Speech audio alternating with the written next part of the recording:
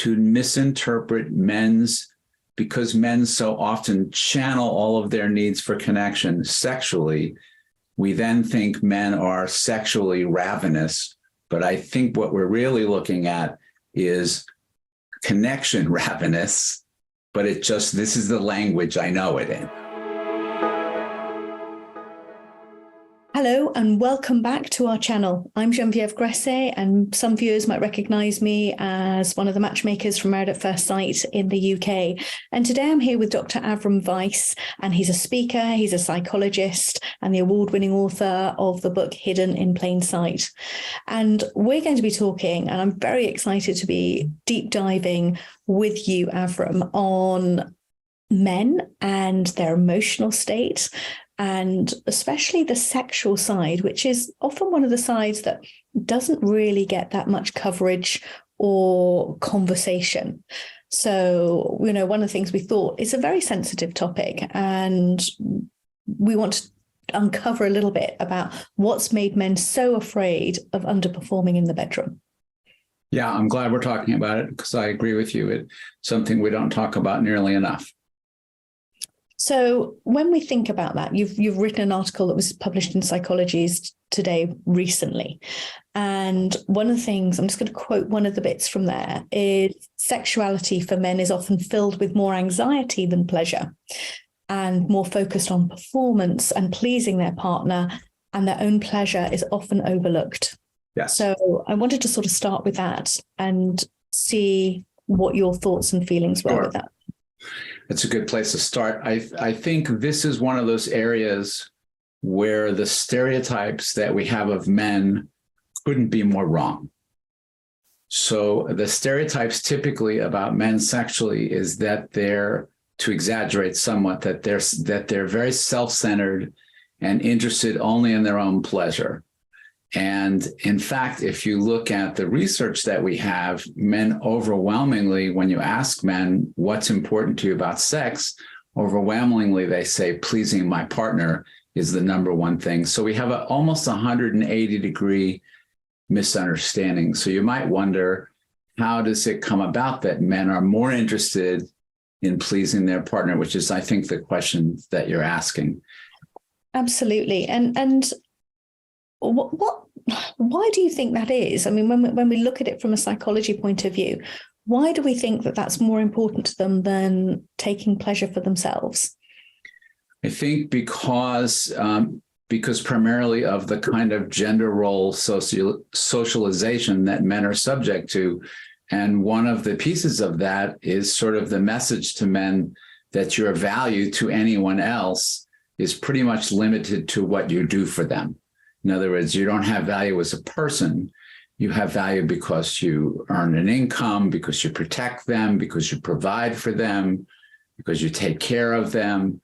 And so then if you translate to the sexual relationship, then my value as a man to you becomes my capacity to please you, and my pleasure takes a second seat, back seat, if at all. And this is why women often are put off by what can be a sort of almost obsessive preoccupation for men who are so focused on a woman's pleasure, particularly whether or not she's climaxed. And that's misunderstood often as generosity. And in fact, it's really more about validation and approval. So what can women do in that situation to ease their man into feeling more confident and comfortable in the bedroom? That's a great question. And I think that the first thing that comes to my mind is probably not a lot at first.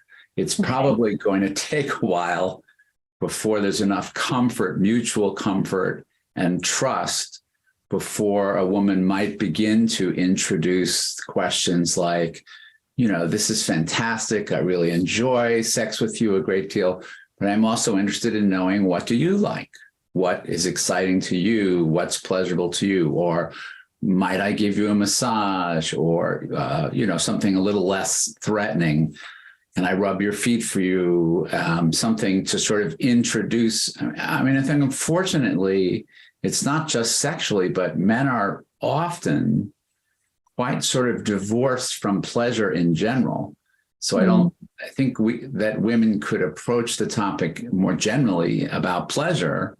So it might just be like, you know what, you haven't taken a nap in weeks, and I know you really like to nap. I got this, go take a nap. Or, it could be something simple as well. Or I'd love to make you a meal that you really enjoy. I think you really like steak. How about if I make you, it can be everyday things too. Okay, I think that's helpful. I think sometimes having these conversations, but actually giving people the tools that they need to carry out what we're talking about is really helpful. I mean, how can men broach the subjects with their partners as well? We've spoken about how women can, and you've given some great ideas, but what about men vocalizing what they need and want in a relationship? I think yes, but there's a step before that, which would be men vocalizing and broaching the subject with their partner, that I don't think you have any idea of how anxious I am about sex with you.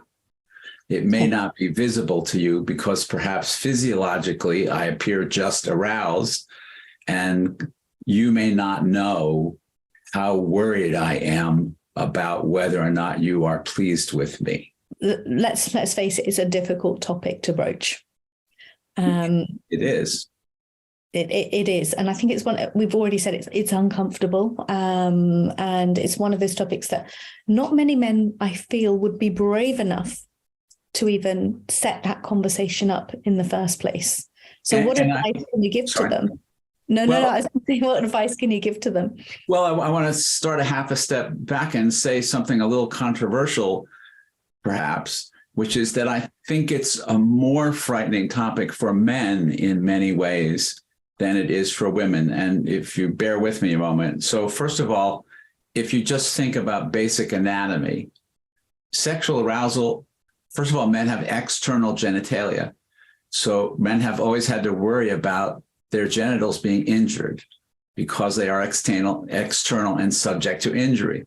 But in terms of intimacy, sexual arousal or the lack of sexual arousal in a man is visible and right there for your partner to see or not see, whereas a woman's sexual arousal is not as visible.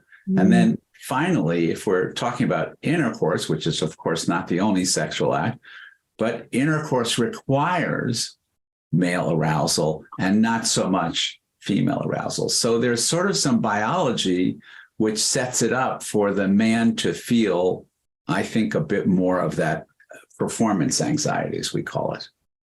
And I totally get that. And I think women feel it too, but in totally different ways. Absolutely. So in a world that unrealistically expects men to have this high libido and for women to have none, which I know you've spoken about in the article, and for women to have none at all, which always makes me smile. What can couples do to prevent their sex lives from becoming a game of cat and mouse? That's a great way of saying it.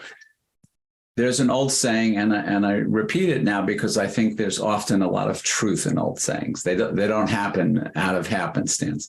The old saying is that women have to feel loved to want to have sex, and men have to have sex to feel loved. And I think there's a lot of truth in that, which explains why couples sort of sometimes miss each other.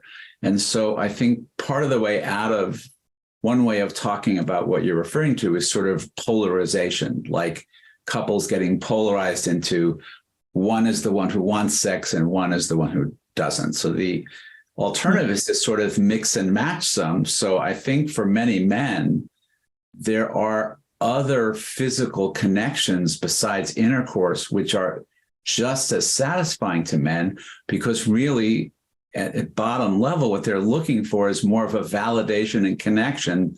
If it were just about an orgasm, don't need a partner for that. So we know it's about more than just that. Can you give us some examples? I was going to say, can you give us some examples of that? I think the obvious one is sort of cuddling. I think men are often surprised at how good they feel when they are physically intimate with someone, but not sexually, how much of their desire. I think it's easy to misinterpret men's because men so often channel all of their needs for connection sexually, we then think men are sexually ravenous.